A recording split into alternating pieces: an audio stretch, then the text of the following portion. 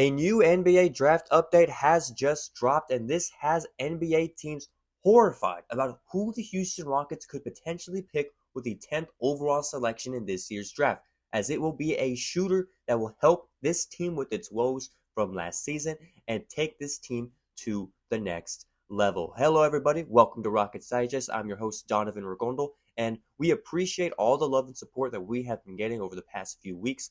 But for the 90.7% of you that are watching these videos and have not yet subscribed, what are you waiting for? We are covering the Houston Rockets all off season long into the 2025-26 season.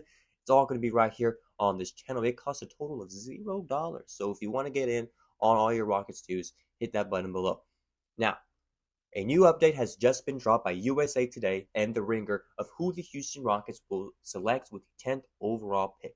And they say that they are most likely to select Arizona's Carter Bryant, who has been regarded as one of the top 3-and-D players in his NBA draft class. And if you've been following the Rockets, if you've been watching the channel, or if you have a brain, you know that the Rockets need shooters. They absolutely need someone on the three-point line to shoot for them.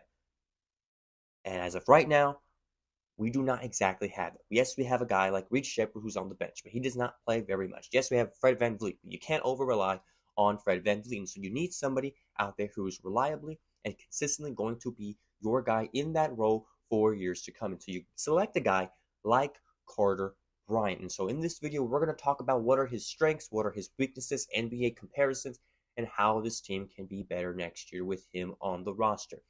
And so we are going to get to him right here. He's 6'8", 225 pounds. He was a freshman last year at Arizona, 19 years old.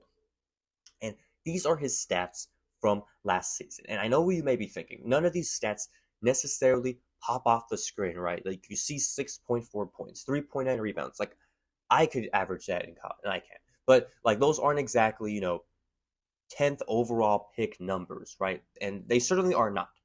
But the context I want to bring to this, right, is that last year, Carter Bryant mainly served as a role player on that Arizona team. And if you're familiar with Arizona, they had a lot of very dominant scorers on that team. Caleb Love, I believe R.J. Lewis was on that team as well. And so they had their offense covered. But so Carter Bryant served as their catch and shoot guy. And in that role, he did fairly well with the Arizona Wildcats last season, who made it all the way to the Sweet 16. And so we're going to break down a little bit about how his catch and shoot style could translate to the NBA and why NBA teams are so highly regarded, are highly touted for this guy right here. And it's a couple of NBA comparisons, as you see on the top there. Two Houston Rockets in themselves, Jeff Green, Trevor Ariza, valuable role players in the NBA. I've seen some other websites that have compared him to guys like Kevin Knox, Kelly Oubre. And so a lot of potential NBA upside for a guy like Carter Bryant. He impressed GMs everywhere over the weekend with his NBA draft combine scores. Here's two of them where he ranked in the top 5. You see Carter Bryant, 39.50 max vertical leap, which is very impressive, very athletic. Three-quarter sprint, he was 3.07 seconds, second on the day. And so a lot of potential upside. He meets all the criteria of being the athletic man you want on your team. And so we're going to now break down his strengths. What are the things that Carter Bryant brings to the Houston Rockets next season? Cutting, he's a fantastic cutter. He's an excellent mover without the ball, looks for cutting opportunities, and finishes with power on lobs. Typically, he'll do anything the team needs, whether it's setting a screen, staying active in the dunker spot, or crashing the boards, which is, in my opinion, one of the most valuable things a player could have.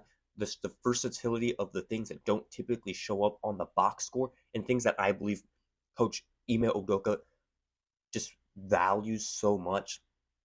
I think of a guy like Steven Adams who did so much, yes, in terms of like offensive rebounds and stuff that's on the stats, but stuff outside of stats, and just his presence and the playmaking abilities and the opportunities he set up as a player himself.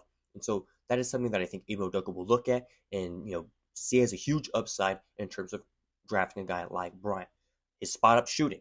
Bryant is a solid three-point shooter. off the catch with fluid mechanics and a high release, which is great in the NBA with the height of so many players in the league. His results were average from three in college, and his free throw success rate was below 70%, but he made 68 out of 77 attempts from the line as a high school senior, and his mechanics bode well for his long-term potential. So, of course, free throws definitely need to improve once you hit the NBA, but again, his spot-up shooting is clean. It's something that can also be worked with and just get better and better with the Houston Rockets coaching staff. And so, again, spot-up shooting is a fantastic strength for a guy like this. Now, the defensive upside. This is the thing he does best. With his size, with his strength, and with his quickness, he projects as a player who could switch across multiple positions. Multiple positions. He must learn fundamentals and avoid mistakes. But long-term, he has all the tools, and he absolutely does. With a guy who is 6'8", with a 7-foot wingspan, there's no ceiling for this guy. I mean, he really is someone that can benefit from this Houston Rockets defensive system and really make himself as a player that's going to be a consistent guy that you can have out there in the playoffs, guarding some of the best players in the NBA. And to me, a guy like Amen Thompson and Carter Bryant in the game at the same time is in my opinion, going to be very, very tough for NBA teams as to why they would potentially be afraid of going against a team like the Rockets next year, in 2 years, when these players develop more. So huge upside in terms of a defensive standpoint. Now, there are some concerns with his play. Now, as great as a catch and shoot shooter that he is, his shot creation is not that great. He's not really able to handle the ball. He can't really, shoot from off the dribble. That's the stuff that's just not quite in his game, and he's never really worked on. Not saying he never worked on it, but it's just not really part of his game and not something he would do a lot in the game. He loses control of the ball too often, sometimes resulting in sloppy passes. And so those are some definite concerns that any NBA team will have for a guy like him. I will say, yes, you need to improve, your ability to make a three-pointer off the dribble or on the move. But for purposes of this selection, right? When you talk about why the Houston Rockets would even select a guy who struggles with, moving and hitting the three-pointer, the Rockets right now desperately need a shooter, someone that they can pop the ball to or pass the ball to after going on a drive, someone that can reliably be there and serve as that role.